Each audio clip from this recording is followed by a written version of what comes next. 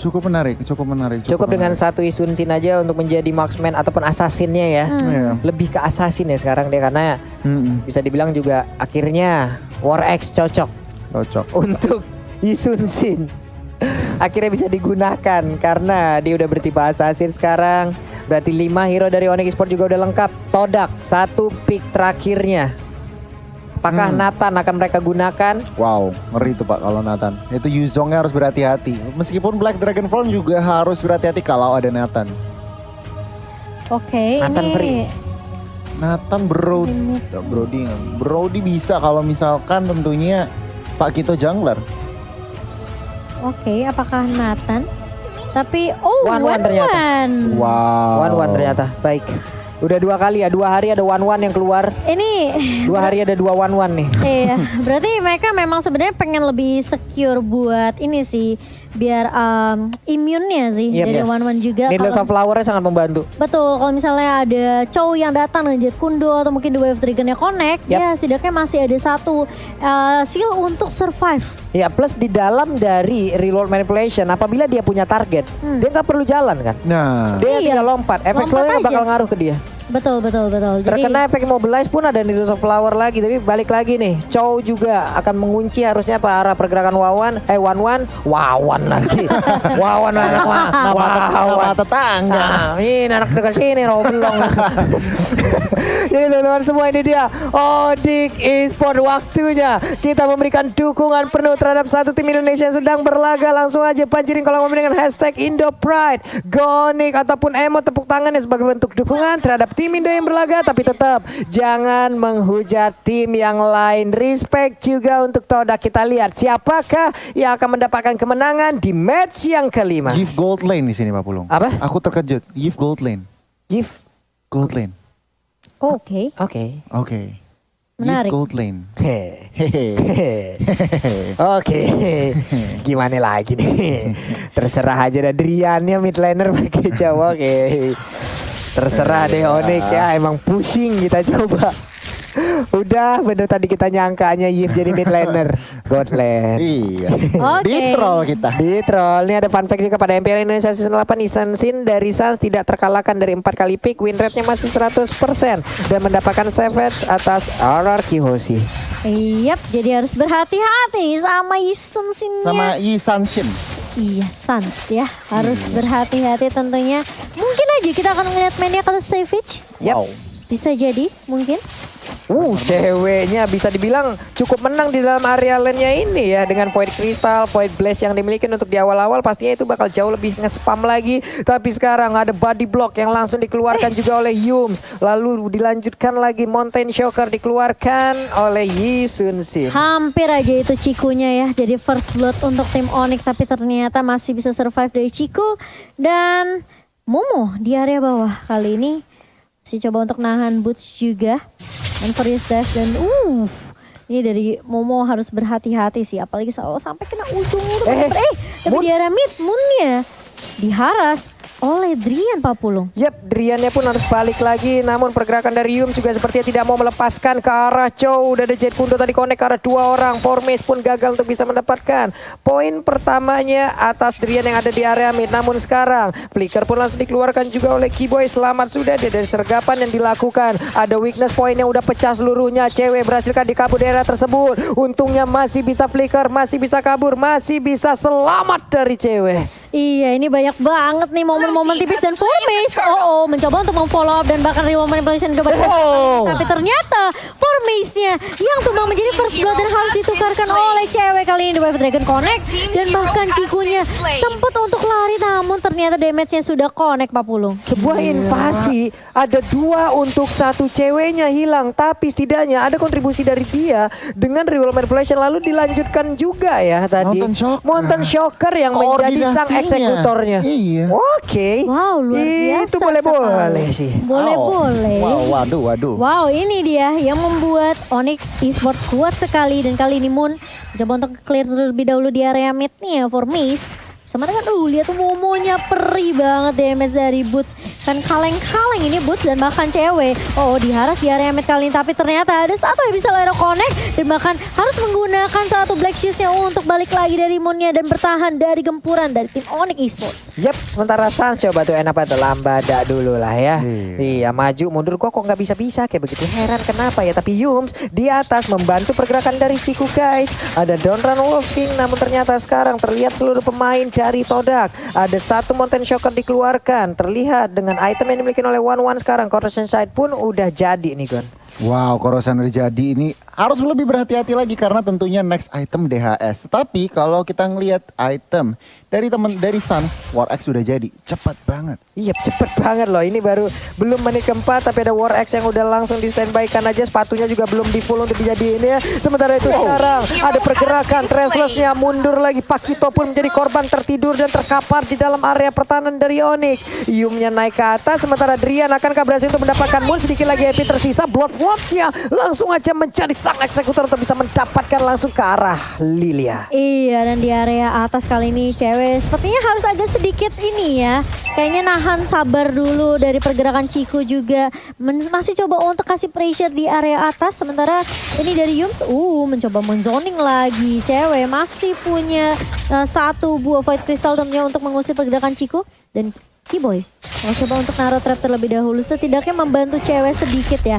Dan ini ngasih space juga ke arah Sansnya untuk ngedapetin objektif betul. Yep. Sementara Boots sangat-sangat kuat dari tadi sendirian, mandiri banget. Sementara Drian salah menendang sepertinya ada Wave Dragon tadi ke arah yang tidak benar. Namun untuk sekarang masih dilanjutkan dan ada pola damage langsung dikeluarkan juga oleh satu rekannya. Ada Selena di bagian belakang sementara Yum mau pergi ke arah mana. Backupan damage, follow up damage yang begitu baik dihasilkan dengan adanya pertempuran. Namun one-one-nya sekarang weakness point-nya pecah. Dia bisa mengeluarkan crossbow tank-nya, masih mencicil-cicil sedikit demi sedikit. Crossbow tank langsung dikeluarkan begitu aja, langsung berpindah targetnya. Tapi dia cukup terjebak karena ada serangan yang langsung dilakukan oleh dua orang ini. Kelar sudah ceweknya. Sedikit lagi tersisa. Bisakah dia kabur dari udah tapi ternyata untuk one-one-nya berhasil mendapatkan beberapa pemain dari Onyx Esports. Sarsnya datang, Sarsnya menjadi sebuah mimpi buruk untuk pemain dari Todak. Namun untuk Riana sedikit lagi tersisa. Wave Dragon-nya ternyata masih dilanjutkan. Ada lagi Sarsnya. Bisakah dia bertahan sedikit lagi yang tersisa. Langsung hilang, shutdown sudah. Agak sedikit memaksakan keadaan sepertinya dari Onyx di area atasnya. Ketika sebenarnya dari Drian-nya udah low, kayaknya itu harusnya udah balik aja sih. Kalau kita lihat dari instant replay-nya by Samsung Galaxy ini sebenarnya udah bagus banget. Tadi dari seorang ceweknya ya coba untuk ngejuk, tapi masalahnya damage dari Ciku ini kan gampang banget ya dari one-one untuk loncat-loncat.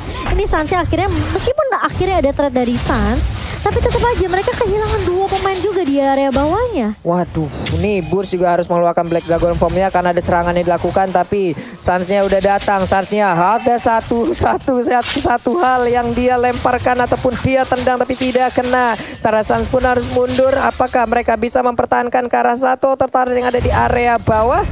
Tidak ternyata Cimomo. Iya, mau nggak mau sepertinya harus merelakan turret di area bawah dan Ciku pun masih kasih tekanan banget nih ke arah ceweknya di area atas. Jadi kayaknya dari Onyx mereka harus benar-benar mainin rotasi, informasinya juga harus benar-benar bagus banget. Mountain Shocker dan juga ini kalau kita lihat mungkin dari San juga harus benar-benar harus dilontarkan terus sih biar informasi dari pemain Toda kali ini bisa dapat. Dan lagi-lagi crossbow tanknya connect dari seorang Ciku Kiboy. Ada satu yang bisa Lyra connect juga ke arah seorang Yums, tapi kita tahu langsung dari seorang Yums ini terlalu tinggi dan bahkan cukup tinggi juga dari seorang Ruby-nya. Itu dia masalahnya tadi dengan adanya weakness point yang udah habis 4-4-nya bisa diambil. Itu untuk base damage-nya pasti bakal jauh lebih besar lagi. Belum lagi crossbow tank-nya keluar. Dia udah punya satu item yang mumpuni juga tadi cross sunset dan mungkin akan melaju langsung ke item yang selanjutnya. Namun di atas sana coba kita lihat lagi ada satu wave dragon tadi yang langsung connect ke arah lapu-lapu. Namun lapu-lapu yang masih cukup kuat untuk bisa menahan seluruh damage yang dikeluarkan. Bergerak lagi ke area mid. Abyssal Arrow-nya connect. Ada Deals of Flower yang langsung dikeluarkan. One-one yang berhasil diamankan. Tertinggal sendirian Yums yang masih bisa kabur. Dan Wolf King yang mundur ke bagian belakang. Tapi Yuzong push-nya di saat dia mendarat langsung aja hilang tadi pergerakan dari Ruby. Ada beberapa pemain yang dimiliki oleh Onyx Esports. Mereka berkumpul di bagian tengah. Moonnya hanya menyisakan setengah darah lagi aja. Momo langsung maju memberikan sebuah damage yang begitu menyakitkan lewat pedang yang begitu besar. Berapa baik langsung dikeluarkan. Busnya berhasil mundur ke bagian belakang. Moonnya juga memberikan damage di area yang berbeda. Lagi SP tersisa. Pakito aja berhasil langsung diamankan begitu aja. Momonya satu hit terakhir dan Sunsnya berhasil langsung mendapatkan kill point, kill demi satu buah kemenangan untuk Onyx Esports. Gila, lihat sakit banget damage dari Suns dan masih mau lebih kasih poke damage ke arah seorang Moon. Ini waktunya Suns bersinar dan kita lihat di mana tadi sebenarnya Onyx sempet di press di area midnya, tapi hanya dengan satu juk dari Suns dia ke arah busnya. Gak ada yang bisa nangkap dari Todak juga, ini membuat Suns bisa balikin keadaan dengan cukup mudah. Wow, what a play dari Suns. Dan kali ini Onyx Esports memang sebenarnya mereka sempat kehilangan banyak momentum di area atas, mereka kehilangan turret juga, tapi sekarang harus reset lagi dari Onyx Esports, harus benar-benar fokus lagi. Dan ini space yang dikasih ke Suns sih benar-benar kayak bakal jadi jaminan kemenangan sih untuk Onyx menurut aku.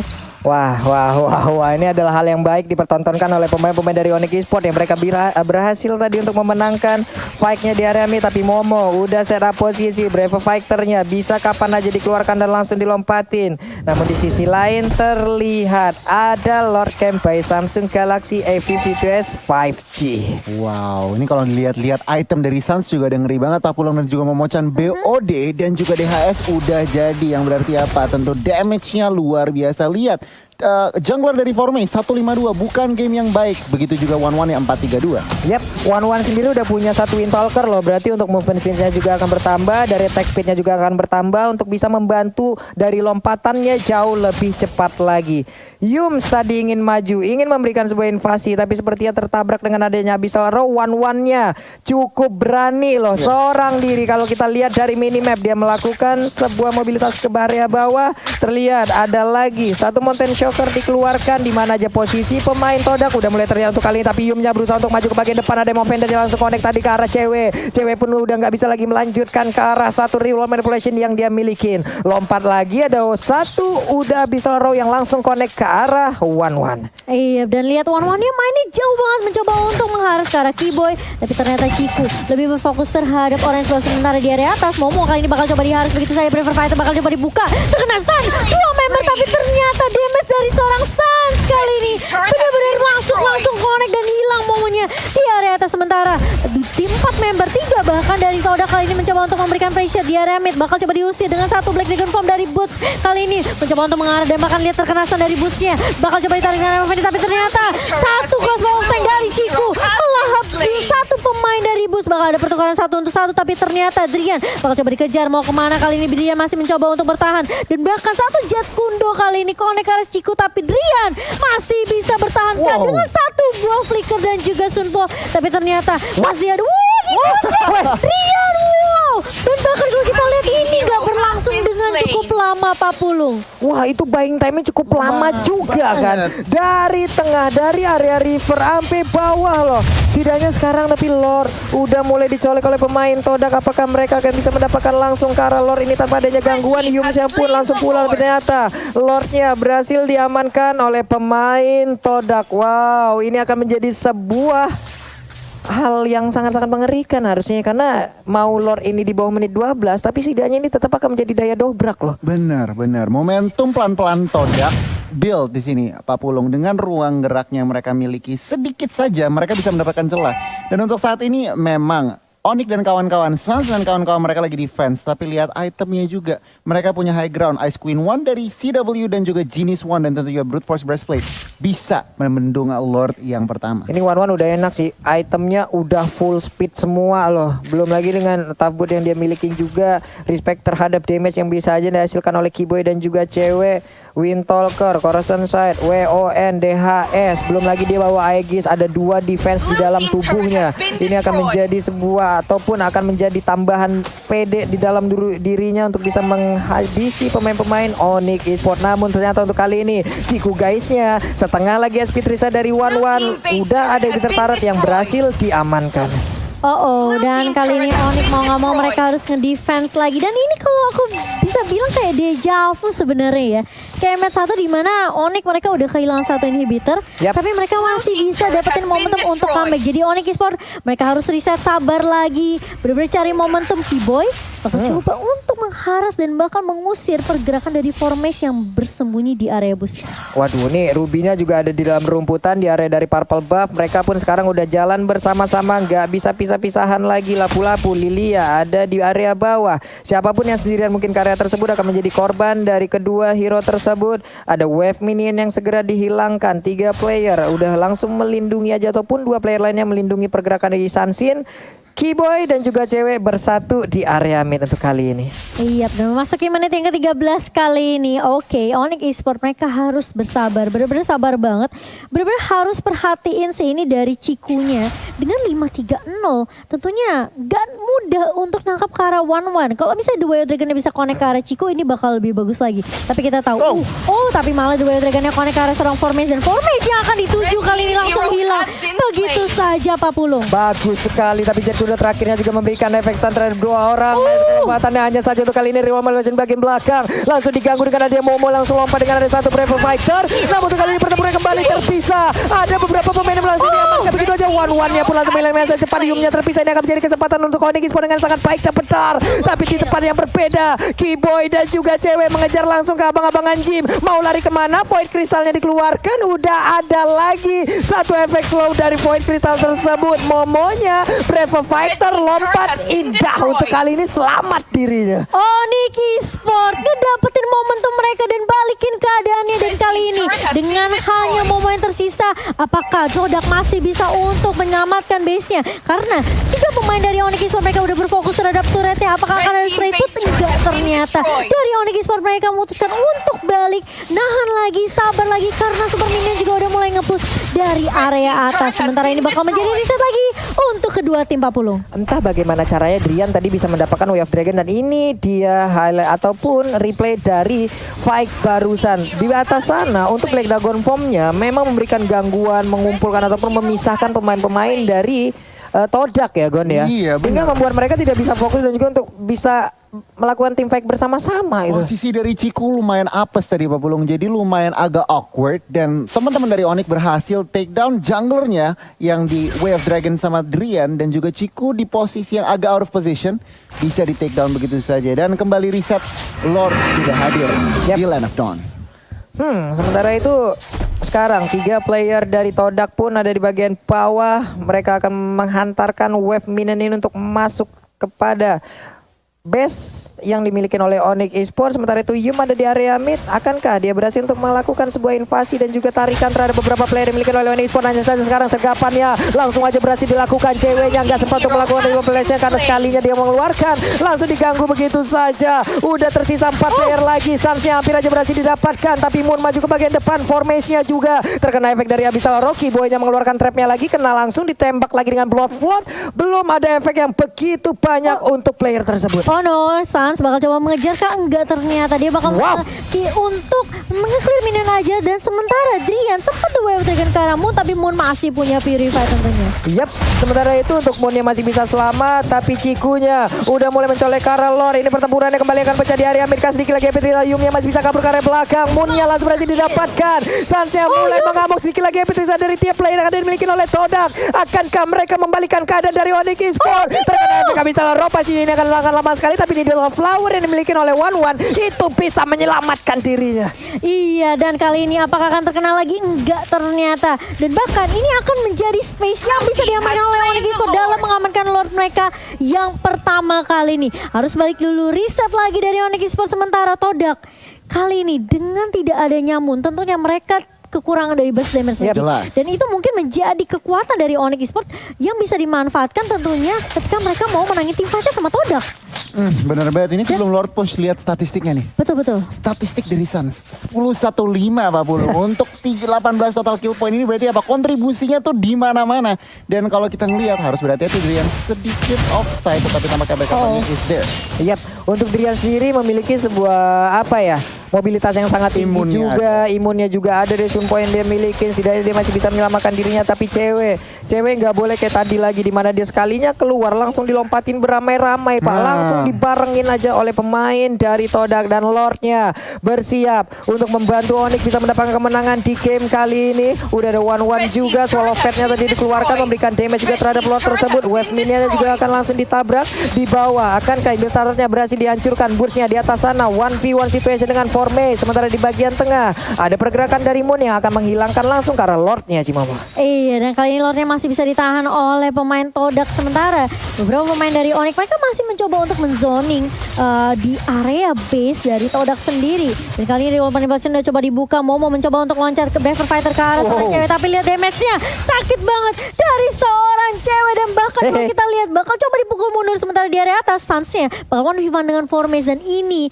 akan menjadi tarik ulur saja dari kedua tim. Sementara kalau kita ngelihat dari Onyx mereka mau berfokus untuk ngambilin semua jungle, semua buff yang dimiliki oleh tim Todak. Itu ada konsel yang diaktifin barusan dan bener aja ada mau pendetnya tadi langsung connect karena satu player dan Kiboy menjadi korbannya.